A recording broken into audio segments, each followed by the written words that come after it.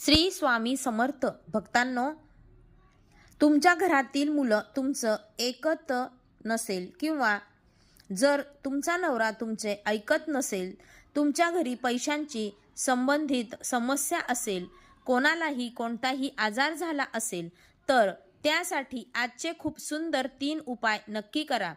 भक्तांनो बघा, पालकांना मुलं अजिबात ऐकत नाहीत. ही प्रत्येक घरात समस्या बनली आहे. तुमच्या घरातील सर्व समस्या दूर होतील. आजच्या या व्हिडिओमध्ये जे काही उपाय सांगितले जातील ते तुमच्या घरातील प्रत्येक समस्या सोडवण्यास सक्षम असणार आहेत. मुलं ऐकत नाहीत असं अनेक जण कमेंटमध्ये लिहितात. मुले अभ्यास करत नाही, मुलांना खूप राग येतो, मुले चिडचिड करतात, तसेच नवरा बायको भांडतात, मुलांशी भांडणं होते, पालकांशी भांडण झालं तर सगळं असं प्रॉब्लेम होतो. तर या सगळ्यांवर उपाय आज आपण इथे बघणार आहोत. आजकाल प्रत्येक घरात ही समस्या आहे. विशेषतः पैशांची समस्या घरामध्ये कलह निर्माण करते. घरात पैसा नसला तर घरात तणावपूर्ण वातावरण वाटतं. असे सगळेजण नाराज राहतात. घरात पैसा प्रभावी खूप त्रास सहन करावा लागतो. एकमेकांचे कोणी ऐकत नाही आणि समस्या निर्माण होतात. घरात बरेच जण आई, बहिणींचे पती या माऊलींचे ऐकत नाही. त्या सांगतात ते अजिबात ऐकत नाही आणि मुलेही आपले आई व वडील जे बोलतात ते ऐकत नाही. चुकीचं संगतीत असतात. जर तुमचे ऐकत नसेल तर तुमचा हा त्रास या व्हिडिओच्या शेवटपर्यंत बघा, त्यात संपेल. मी तुम्हाला खूप सांगितले समजावून, पण प्रयत्न करीन मैत्रिणींनो. जेवणात फक्त ही एक गोष्ट घाला आणि तुमची प्रिय व्यक्ती तुमच्या प्रत्येक गोष्टीचे पालन करेल आणि तुमच्या संगतीपासून दूर राहील. म्हणून व्हिडिओ सुरू करण्यापूर्वी हे संपूर्ण व्हिडिओमध्ये मी तुम्हाला 4 उपाय सांगणार आहे. ते अतिशय अगदी साधे आणि सोपे उपाय आहेत. तुम्हाला कोणताही खर्च करावा लागणार नाही. अतिशय सुंदर आणि उत्कृष्ट असे हे उपाय तुम्ही अगदी सहज करू शकता. पहिली गोष्ट म्हणजे कुटुंब. तुमच्या घरातील लोक जर हा उपाय तुम्ही करून पाहिला तर तुमच्याबद्दल तर त्यांचं मत बदलेलच, पण तुमच्याबद्दल जो आदर करीन आणि तो तुमचं सर्व काही आहे ते तुम्ही जे बोललेलं ते मान्य करेल. दुसरा उपाय हा पितृदोष दूर करेल आणि पितरांमुळे जीवनात येणाऱ्या अडचणी दूर करेल. तिसरा उपाय पैशांची संबंधित समस्या दूर करेल, कारण पैसे नसतील तर घरात कलह राहतो. तर पैसे संबंधित ज्या समस्यांवर मात करण्यासाठी उपाय. आणि चौथा उपाय म्हणजे रोगापासून मुक्ततेसाठी आहे. घरामध्ये रोगराई असेल तर कोणीही सुखाने व शांततेने राहू शकत नाही. तर हे महाउपाय संपूर्ण कुटुंबाला हे 4 उपाय केल्याने सर्व समस्या संपतील. तर पहा, मी तुम्हाला प्रत्येक उपायाबद्दल सविस्तरपणे सांगणार आहे. तुम्ही जे काही महादेवाला अर्पण करतात, मग ते शुद्ध पाणी असो किंवा कच्चे दूध असो, तांदूळ असो किंवा कोणतेही फूल अर्पण करता आणि पूजा केल्यानंतर तुम्हाला काय करावे लागेल. काळजीपूर्वक एका चिमूटभर काळे तीळ तुम्हाला महादेवाच्या शिवलिंगावर अर्पण करताना तेव्हा ब्रह्मेश्वर महादेवाचे स्मरण करावे लागेल.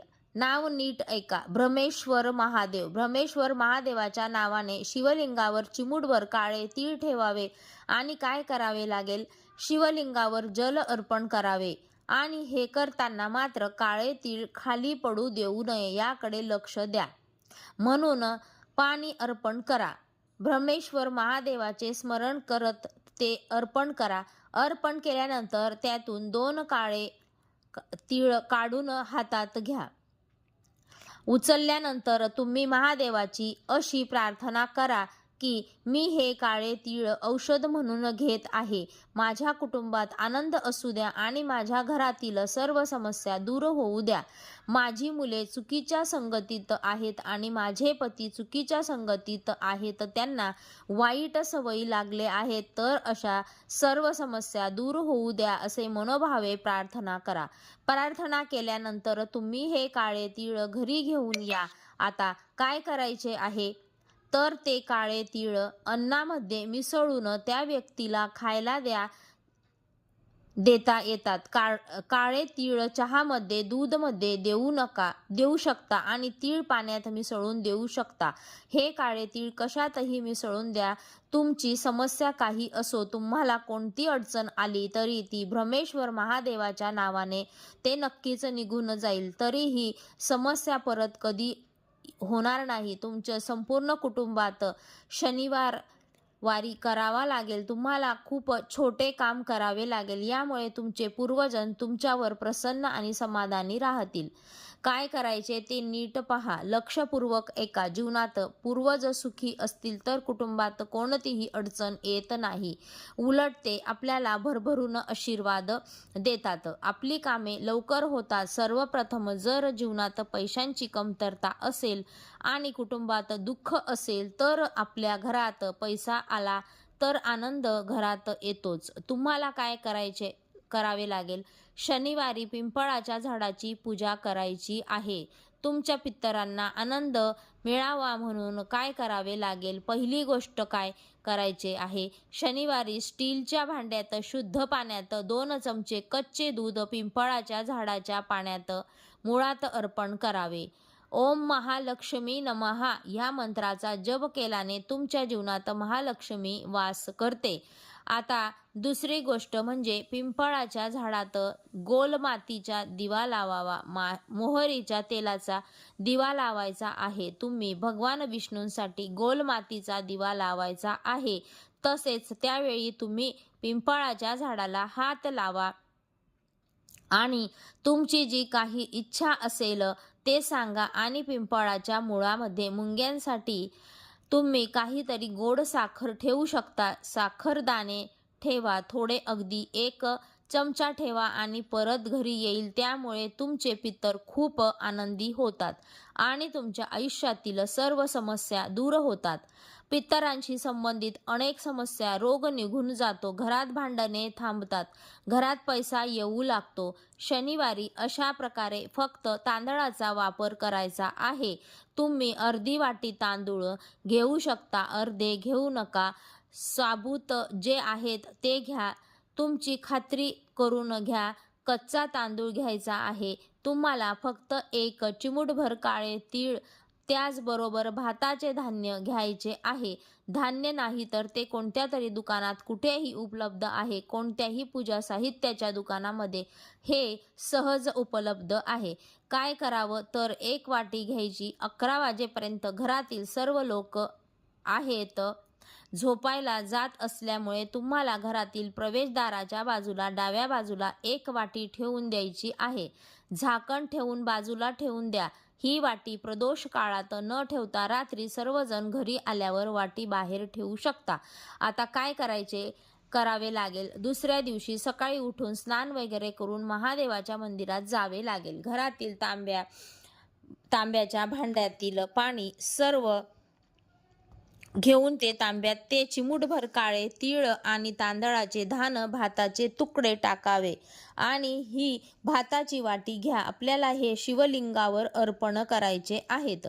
श्री शिवाय नमस्तुभ्य जप करायचा आणि या भातांना या तिन्ही गोष्टींपैकी 2-2 दाणे घ्यायचे आहे. म्हणजे तुम्हाला तांदळाचे 2 दाणे उचलावे लागतील, काळे तीळचे 2 दाणे आणि भाताचे 2 दाणे उचलावे लागतात. तुम्हाला हे धान्य तुमच्या घरी घेऊन यायचे आहे.